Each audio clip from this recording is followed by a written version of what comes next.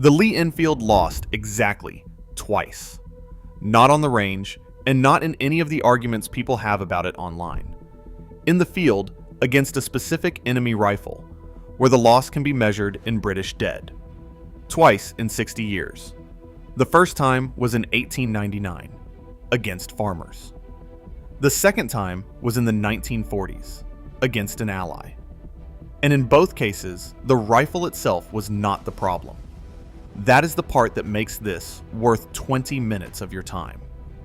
Here is what I'm going to do. I am going to take the Lee Enfield and rank it honestly against every service rifle it actually met, bottom to top. From the ones it beat without breaking sweat, through the great rival everybody argues about, up to the two that genuinely beat it, and the one that ended the entire category. Not the version where the Enfield wins everything because your grandfather carried one. Not the version where the Mauser wins everything because it looks German and serious. The real version, with the real numbers and the real place each rifle falls. And by the end, you will know something most people who love this rifle have never been told. That Britain designed a rifle to replace the Lee Enfield, built more than 1 million of them, and then handed the whole thing to the Americans, who carried it, in the end, in greater numbers than they carried their own. Start with the yardstick, because everything on this list is measured against one thing. The Lee Enfield's entire case is speed. The action is rear locking. The locking lugs sit at the back of the bolt rather than up at the front, which means the bolt travel is short. The bolt handle sits low and close to your hand, and the whole thing is turned down so you can work it with your thumb and forefinger without taking the rifle off your shoulder or your eye off the target. Cock on closing rather than cock on opening, so the hard part of the stroke is the push forward, not the lift. Add the magazine. 10 rounds. Every other major service rifle of both world wars held 5. Now, the standard the British Army actually demanded. At the School of Musketry at Hythe, the test called the Mad Minute was a minimum of 15 aimed hits on a 12-inch target at 300 yards in 1 minute. 15 hits, not 15 shots. And the record. A sergeant instructor named Snoxall is credited with 38 rounds in that minute at 300 yards, all inside the inner ring, around 1914. That is roughly a shot and a half per second, aimed with a bolt action. I will be straight with you about that number, because you deserve it. The documentary trail for Snoxall is thin. The only known reference is a footnote on page 57 of a book called Superiority of Fire, published in 1945. It may well have happened. It is not the same class of evidence as a war diary, and anyone who tells you it is definitely true is going further than the record does. But the 15-hit standard is not in doubt at all. That was the Army's requirement, in writing, for an ordinary infantryman. So that is the measuring stick. 10 rounds, and roughly double the practical rate of fire of anything pointed back at you. Hold that in your head, because every rung on this ladder is really the same question. Does this rifle take that advantage away? Rung 1. The Carcano, Italy's service rifle, met across North Africa and Sicily. 6.5 millimeter, 6 rounds in an en-bloc clip, and a reputation that is worse than the rifle deserves, but only slightly. A long, round-nosed bullet at modest velocity, sights that were not adjustable in the early versions, and a country that spent the 1930s changing caliber and then changing back. Against the Lee Enfield, this is not a contest. Fewer rounds, slower, poorer sights, and in the hands of an army that was rarely given a reason to want to be there. This rung is a formality. Rung 2. The Arisaka.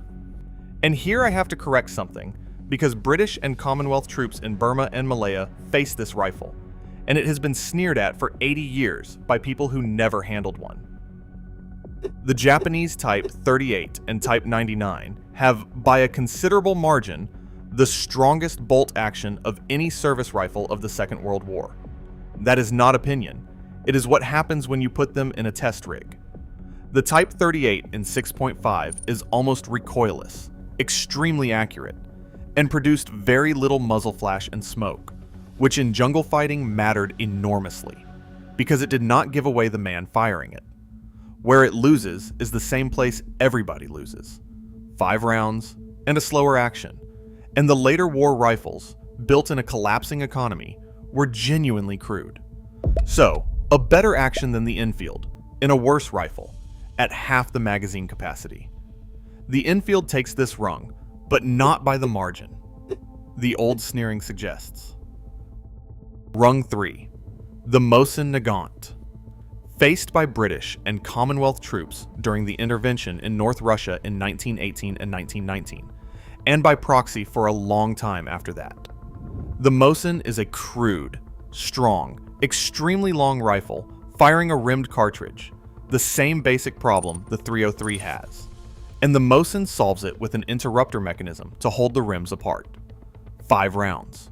The bolt is stiff, the safety is genuinely awful, and the trigger is what it is.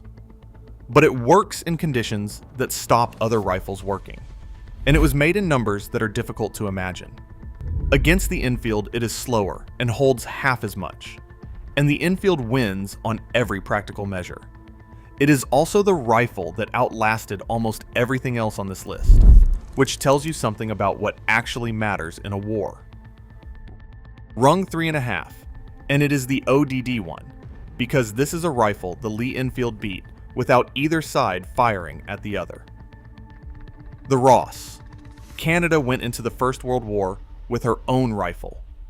The Ross was a straight pull. You work it by pulling the bolt straight back and shoving it straight forward, no lifting and turning. And on a range, it was a superb target rifle. Genuinely excellent. Canadian marksmen loved it. Then it went to Flanders, into mud, and into ammunition made in a hurry to wartime tolerances, and it jammed. Badly, and often, and at the worst possible moments. Men found themselves kicking the bolt open with their boots. And at the Second Battle of Ypres in 1915, Canadian soldiers began throwing the Ross away and picking Lee Enfields off British casualties, which is about as complete a verdict as any rifle has ever received. Canada withdrew it from frontline service. That is the Lee Enfield's real strength, stated the other way round. It is not the most accurate rifle here. It is not the strongest action here.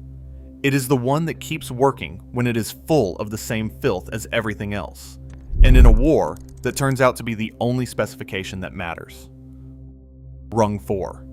The Springfield M. 1903. Technically an ally, and the comparison every American in the comments is waiting for, so let us do it properly. The Springfield is a Mauser action, with the serial numbers filed off, and the United States paid Mauser royalties over it, which settles that argument. It is more accurate than a Lee Enfield. Its sights are better. The 3006 is a better cartridge than the 303, rimless, flatter, and more powerful. And it holds 5 rounds and is slower to work. This is the cleanest illustration of the whole video. On a range, at a known distance, with time, the Springfield beats the Lee Enfield, and it is not particularly close. At 200 yards, with men moving towards you, the Enfield puts twice as much aimed fire into them. Both statements are true. They are answers to different questions, and which one matters depends entirely on what is happening in front of you. Rung 5. The Mauser-Gewehr 98, and its shorter descendant, the Karabiner 98K. This is the rival. This is the argument that has been running for 120 years, and the honest answer is a split decision. The Mauser's action is stronger, with front-locking lugs, a massive claw extractor, and gas handling designed by a man who assumed something would eventually go wrong. It is rimless, which makes it feed cleanly and makes it far easier to build a magazine around. It has a flat-topped receiver, which matters more than you would think, because it is straightforward to mount a telescopic sight on it. Try that on a Lee Enfield, and you end up with an offset mount and a converted rifle.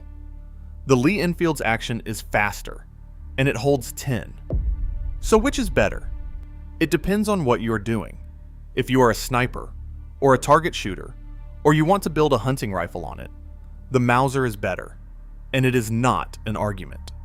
If you are a rifleman in a firefight, the Enfield puts more aimed rounds downrange in the time available, and that is what the British Army bought it for.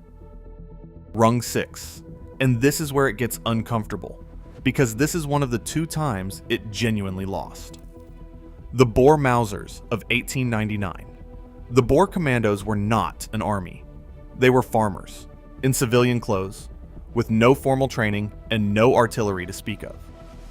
What they had was the Mauser Model 1895 in 7x57, and something the British did not have: chargers. The Boer carried his ammunition in 5-round clips. He pushed one down into the top of the open action with his thumb, and the magazine was full in about a second and a half. The British soldier facing him had a rifle with a 10-round magazine and had to feed it 1 cartridge at a time. Read that again, because it is the whole rung, twice the capacity, and slower to fill. And it was worse than that, because of doctrine. Those rifles were fitted with a magazine cutoff, a plate that shut the magazine off from the action entirely, so the rifle became a single shot that the soldier loaded by hand, round by round, while 10 cartridges sat unused underneath. The magazine was intended as a reserve, to be released on an officer's order at the critical moment. That was the theory. On a South African hillside, against men who could reload in a second and a half and shoot accurately at ranges nobody had planned for, it was an antique. The result was a national shock, and Britain's response tells you exactly how seriously it was taken. First, they fixed the rifle. The short magazine Lee Enfield of 1903 could be charger loaded, which removed the disadvantage permanently and produced the rifle everybody actually pictures. And second, and this is the part almost nobody knows, Britain decided the Lee Enfield had to go. The pattern 1913 was designed to replace it outright. It used a modified Mauser action, because that is what the Boer War had taught them, and it fired a new rimless cartridge, the 276 Enfield, which was faster and flatter and frankly better than the 303. Britain built more than 1,000 of them for trials and was preparing to change its service rifle entirely. Then the First World War started, and the idea of introducing a brand new cartridge to an army about to expand tenfold was obviously impossible. The design was rechambered for the 303, became the pattern 1914, and the Lee Enfield stayed. The Lee Enfield was not saved because it won the argument. It was saved because the timing was wrong. Rung 7, and now the terms change completely, because this is not a rifle. The MP40 and the submachine gun, generally. Everything the Lee Enfield is good at happens at 200 yards and beyond. Aimed fire, rapid bolt work, hits at distance. Inside 50 yards, a street, a farmhouse, a trench, a tree line, none of it applies. A man with an MP40 does not need to outshoot you.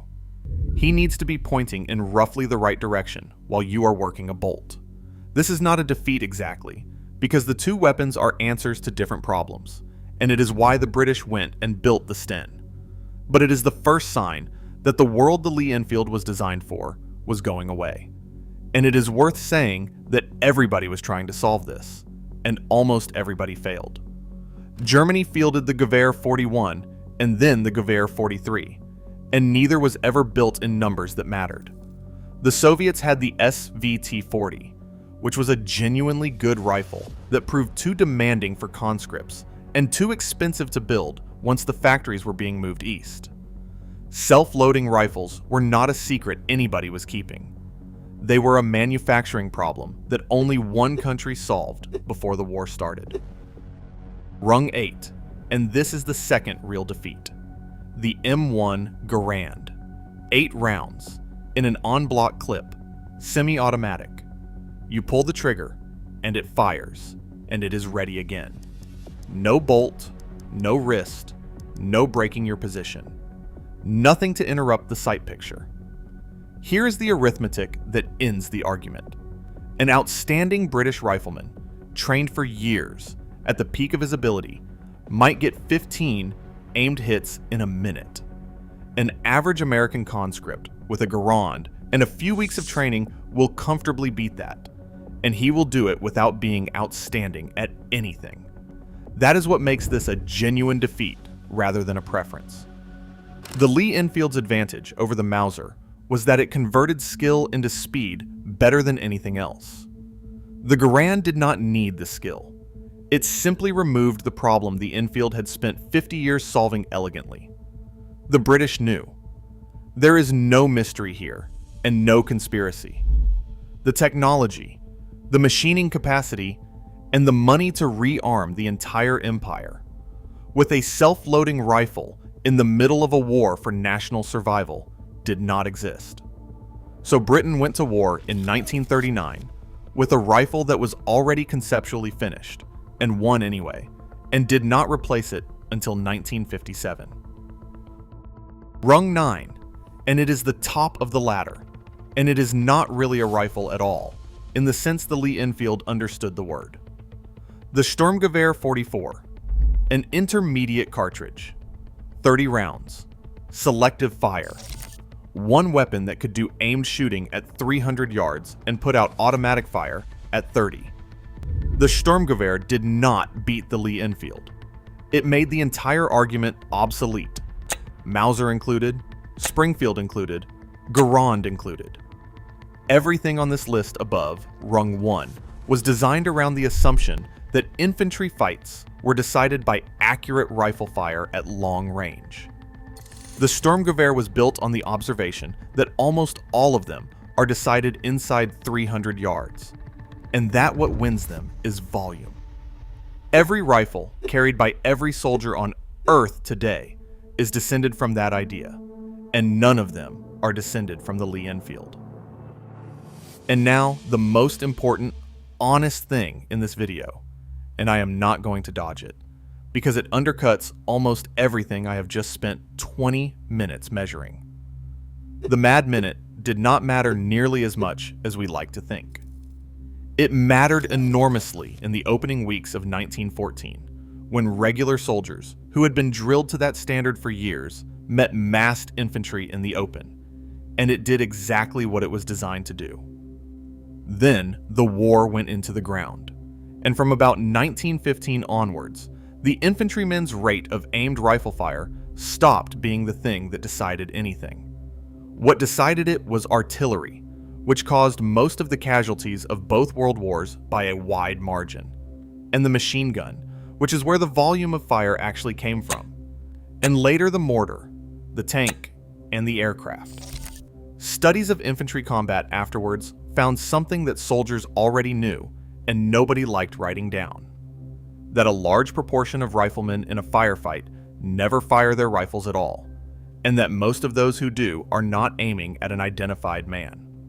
So the honest position on the greatest advantage of the greatest bolt-action rifle ever issued is this: it was real, it was measurable, it was the best in the world.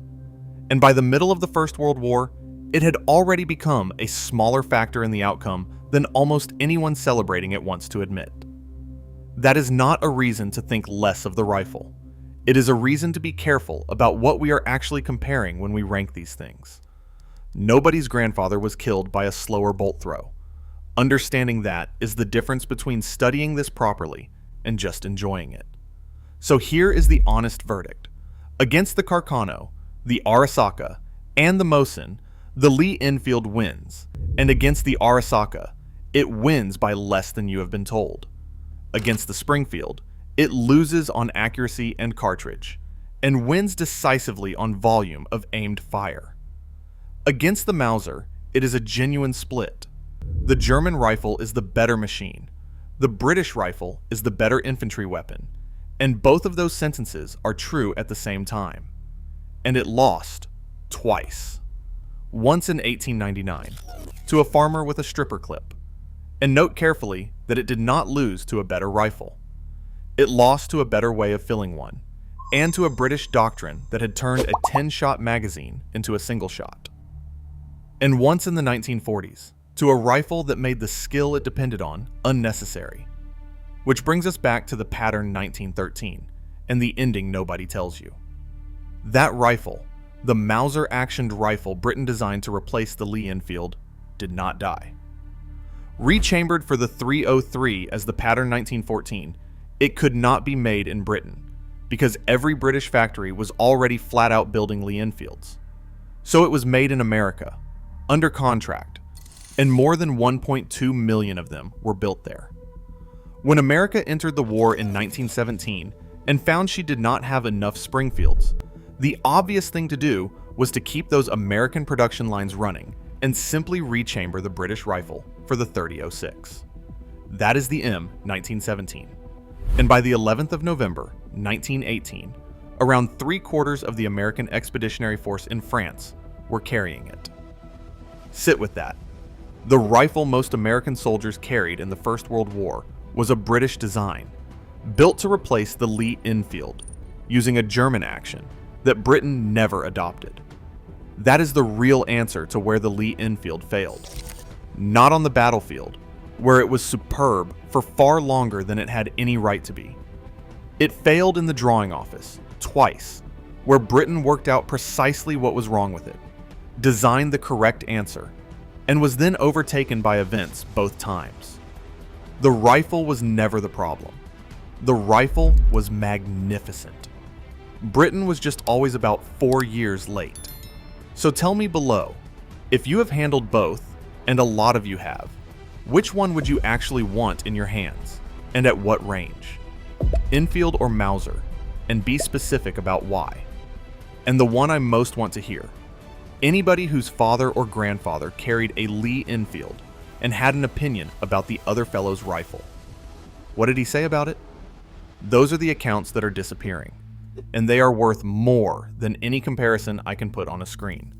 We will see you in the next one.